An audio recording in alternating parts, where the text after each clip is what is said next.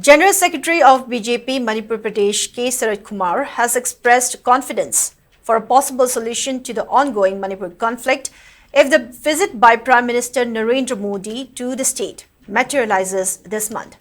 Speaking to media persons at BJP Manipur head office in Nitai Pachuthe, K. Sarat Kumar said speculation is growing over Prime Minister Modi's visit to Manipur this month.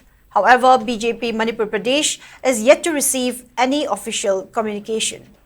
He added that they have not received any official directives concerning Modi's visit and the itinerary and other details are yet to be shared with BJP Manipur.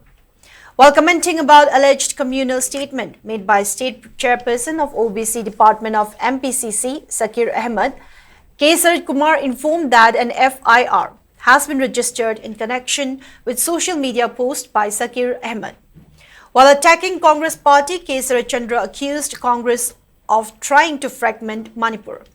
Speaking further, Sarat Chandra also expressed hope for early formation of a popular government whenever centre deems fit.